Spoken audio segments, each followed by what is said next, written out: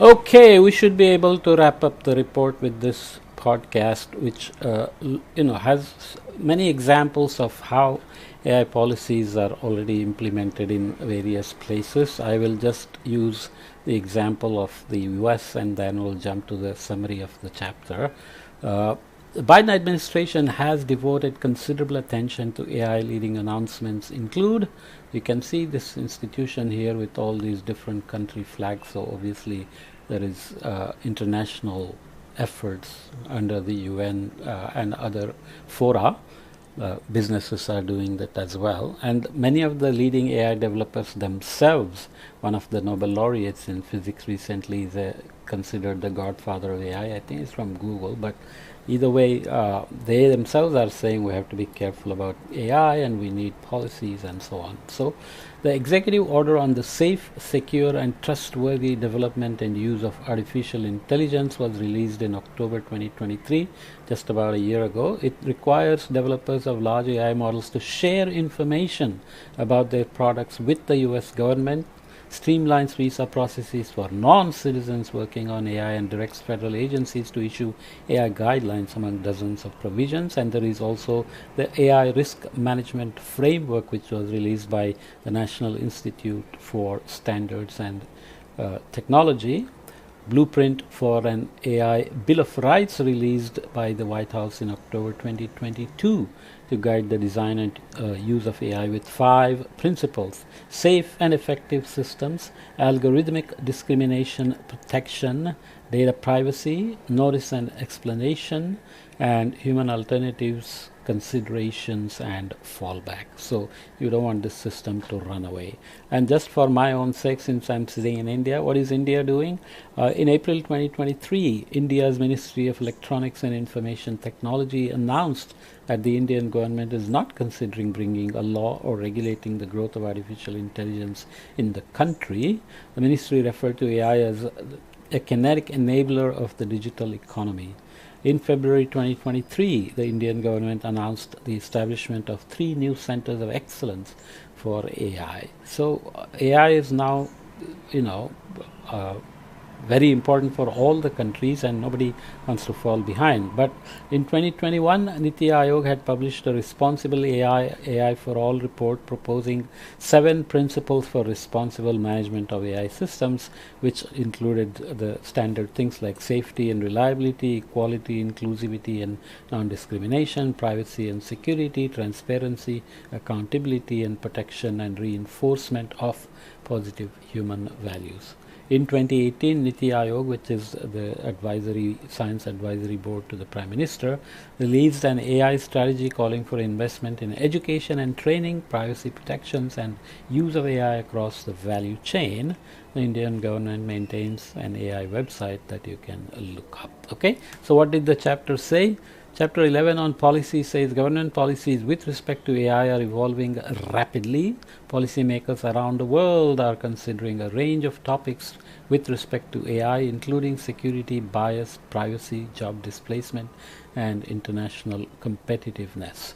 Very few policies that specifically address the use of AI for climate mitigation have been adopted to date. Those policies fall into 2 broad categories. One is policies that promote the use of AI for climate mitigation. Secondly, policies that manage risks related to the use of AI for climate mitigation. Governments could promote the use of AI for climate mitigation by addressing barriers related to data, people, computing power, cost, and institutions. Such policies could include funding collection of climate-related data, encouraging or requiring standardization and harmonization of climate-related data, launching AI skills development programs, making computing infrastructure available for projects that use AI for climate change mitigation, creating AI offices within government ministries, and using international institutions such as the Clean Energy Ministerial and World Meteorological Organization as platforms for international cooperation on using AI for climate mitigation. Climate mitigation obviously is a global problem, and local mitigations have to add up to global mitigation as well. Governments could help manage risks related to the use of AI for climate mitigation, including bias policy and increased emissions by using AI. Such policies could include standards requiring diverse and representative datasets for AI models, standards with respect to transparency in the development of AI models, legal frameworks that hold entities accountable for biased outcomes resulting from AI applications, requiring that privacy considerations be expressly integrated in the design of AI models, establishing independent oversight boards responsible for monitoring privacy protections related to AI and climate mitigation, investing in research and development on energy efficient AI algorithms and hardware, and promoting low carbon data centers. So let's move forward to findings and recommendations from chapter 12. So AI is currently contributing already. AI has the potential to make significant contributions. AI is not a panacea, obviously, not a silver bullet. The lack of trained and experienced personnel is a critical barrier. Lack of access to high quality data is a barrier as well. Other barriers to using AI include cost, lack of available computing power, and institutional issues. Significant resources by governments, corporations, and other stakeholders will be required for AI to reach its potential in helping mitigate climate change. General risks of using AI include bias, invasion of privacy, and security issues. These risks also exist when using AI for climate mitigation. So any application of AI has these issues, barriers, or risks, sorry. GHG emissions from computing infrastructure for AI are currently modest, significantly less than 1% of the global total, but this is growing so fast that it's going to take off very soon.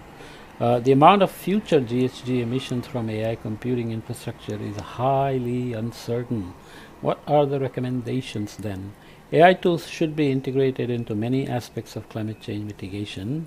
AI skill development and capacity building should be a priority in all institutions with a role in climate mitigation. So you have educational institutions, governments and foundations, government agencies, which are responsible for climate related actions. All organizations working on climate mitigations should require minimum AI literacy from a broad cross section of employees. So this is AI literacy that I am going through myself and sending you. Hopefully that will help you in terms of AI literacy as well. It's not about becoming an expert, it's about being aware and being able to use it, or you'll be using it without knowing the details. So either way, governments should assist in developing and sharing data for AI applications that mitigate climate change. So governments should systematically consider opportunities to generate and share data that may be useful for climate mitigation. Governments should establish policies to promote standardization and harmonizations of climate and energy transition data. Governments should establish climate data task forces composed of key stakeholders and experts. All these shoulds have to actually come to reality, where governments have to buy into these recommendations, so that's always tricky. Companies with data sets relevant to climate change mitigation should consider sharing. Governments should provide substantial funding for developing and applying AI tools. So government funding for AI in the climate area needs to go up. Government should help increase the availability of computing power as well. All government agencies with responsibility for climate change, including environment and energy ministries, should create an artificial intelligence office with responsibility for assessing opportunities, barriers, and risks with respect to AI in all aspects of the agency's mission. Basically, this is going to be so important and so integral to everything we do that everybody will need an AI intelligence office. Electric utilities should be incentivized to deploy AI with regulated returns for investment in AI and other tools. Coming closer to the end, governments should launch international platforms to support cooperative work on AI for climate change mitigation. One or more member countries should launch a clean energy ministerial initiative on AI and climate mitigation. The UNFCCC, International Energy Agency, and FAO, among other organizations, should build AI for climate issues centrally into their work programs. One or more global organizations should be tasked with helping to reconcile any conflicting AI-enabled data on GHG emissions. This is generally assuming all countries are able to do this. Obviously, many of the low-income and middle-income developing countries will need a lot of help to make this happen. Governments should work to minimize GHG emissions from AI's computing infrastructure. Avoiding unfair bias should be a core high priority principle guiding development of all AI tools for climate change mitigation. Governments should address privacy risks related to AI climate programs with data protection regulations, cybersecurity standards, oversight boards, and techniques that make personal data less identifiable. So privacy issues, when we say data is important and we need more and more and more data to do AI, we are of course exposing people who contribute, and governments and whatever entities that are contributing data can end up becoming a target for all sorts of crimes, cybersecurity crimes and identity thefts and surveillance, privacy concerns, and so on and so forth, right? So that's the end of this report. A lot of basic information that is useful. It's general in some sense, but still good for AI literacy, which is the goal of these podcasts coming from a non-expert. Okay, see you in the next topic as well.